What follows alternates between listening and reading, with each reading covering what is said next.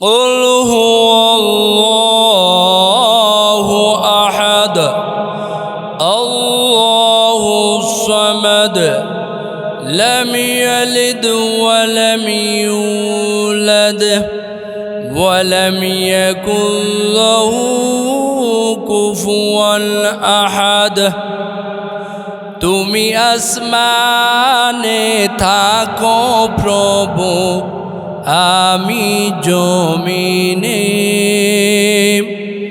তবু তোমারি প্রেম জমে হৃদয় গহীনে আমি তোমারি গোলাম গো অন্য কারণ নয় আমি তোমারি গোলাম গো অন্য কারণ নয় আলিমুল গায়ব তুমি মালিক রব্বানা আল্লাহু আল্লাহু আল্লাহু আল্লাহু আল্লাহু আল্লাহু আল্লাহ। ভাইরা আমার লক্ষ্য করে দেখুন আল্লাহ রাব্বুল আলামিন সূরাতুল ইখলাসের মধ্যে বলেছেন কুল হুয়াল্লাহু আহাদ আল্লাহ তাআলা একক আল্লাহ তাআলা এই একক তার আর কোনো শরীক নাই কোনো অংশ নাই আল্লাহ কোনো দুইজন না আল্লাহ একজন আল্লাহ তাআলার কথা যখন নাকি কাফের মুশরিকের সামনে যখন নাকি নবীজি তুলে ধরলেন তখন কাফের মুশরিকরা ডাক দিয়ে বললেন ইয়া মুহাম্মদ তুমি বলো আল্লাহ আল্লাহ এ আল্লাহকে আল্লাহর পরিচয় জানাও আল্লাহ তাআলার সম্পর্কে আমাদেরকে বলো সূরাতুল ইখলাসের শানে নজুল যে আল্লাহর পরিচয় আমরা জানাও কাফের মুশরিকরা কয়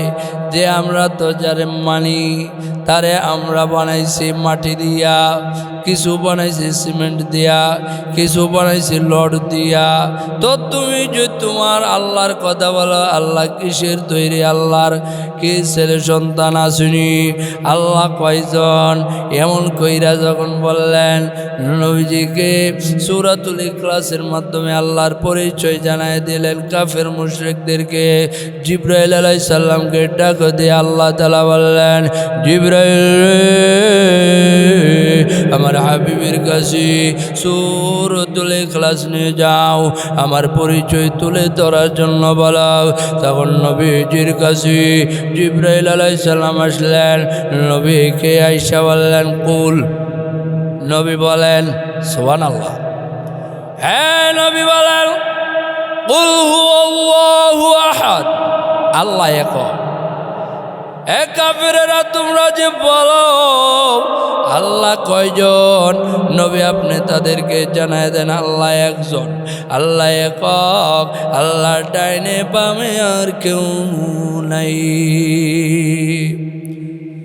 আল্লাহু সামাদ আল্লাহ তাআলার কোনো মুখাপেক্ষী নাই আল্লাহর কোনো মুখাপেক্ষী নাই আল্লাহর কোনো মুখাপেক্ষী নাই কাফেরেরা তোমরা যে মুখাপেক্ষী স্থাপন করো কিন্তু আমার আল্লাহর কোনো মুখাপেক্ষী নাই আল্লাহ তাআলা হলো সমাদুন আল্লাহ তাআলার কোনো মুখাপেক্ষী নাই এক ব্যক্তি ছিল মূর্তি পূজক তার পেটের ব্যথায় গভীর রজনীতে উঠাম একটা মূর্তির সামনে সম করে হঠাৎ কইরা সমাজ শব্দ বের হইয়া গেছি আল্লাহ তাআলা গাইবে আওয়াজ দেয়া বলল হে আমার বাবা সারা জীবন তুমি শুধু সমাজ করেছ আমার নাফরমানি করেছ, আজকে তুমি সমাদ বইলা ডাক দিলাও।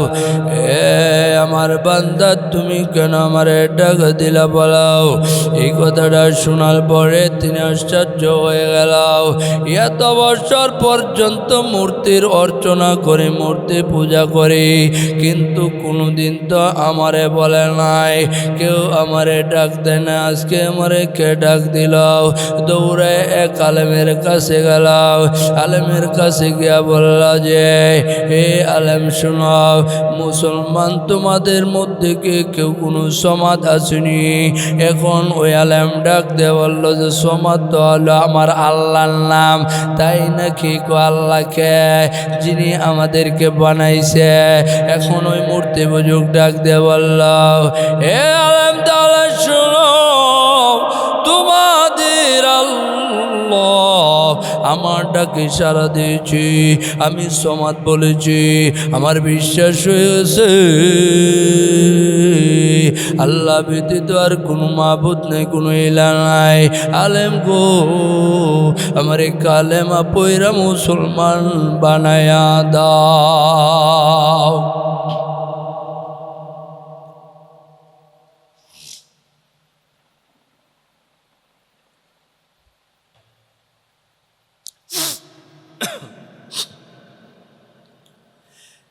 লাম ইয়ালিদ ওয়া লাম ইউলাদ, আল্লাহ তাআলার কোনো সন্তান নাই।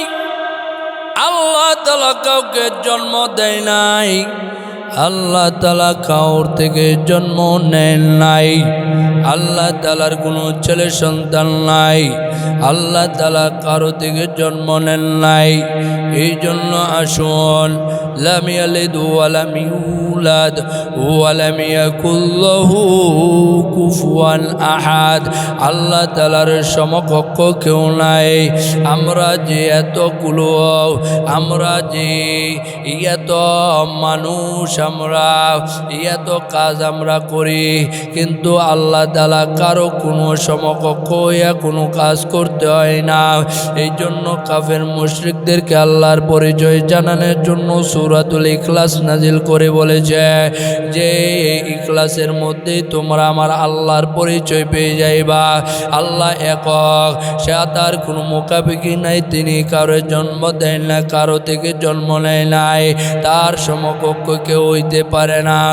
আল্লাহ নবী বলেন সূরাতুল ইখলাসের এত ফজিলত, কোন আল্লাহর বান্দা যদি একবার সূরাতুল ইখলাস তেলাওয়াত করে, পাঠ করে, তাহলে কোরআনের 3 ভাগের 1 ভাগ তার আদায় হয়ে যায়।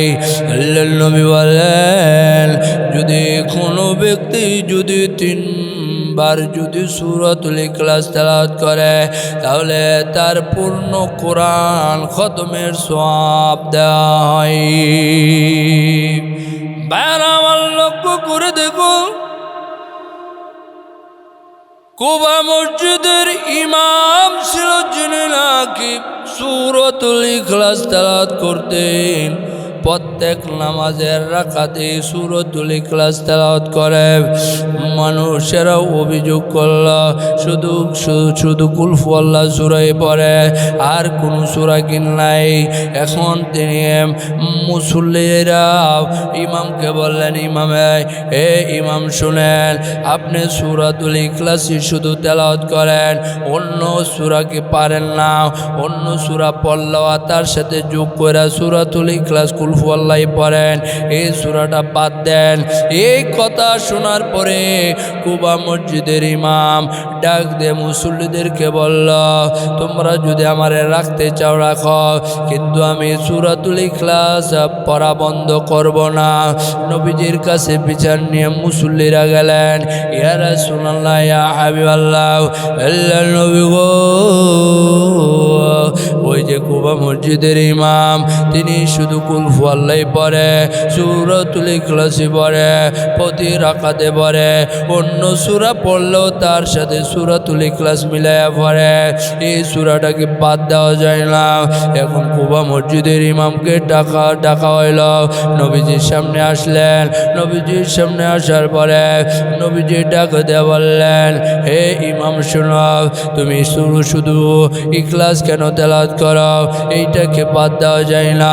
এখন ইমাম ডাক দিয়ে বললেন, ইয়া রাসূলুল্লাহ, ইয়া হাবিবাল্লাহ, ওগো আল্লাহর নবী, আমি এই সূরাতুল ইখলাসকে ভালোবাসি, মহব্বত করি গো নবী, যার কারণে আমি বাদ দিতে পারি না।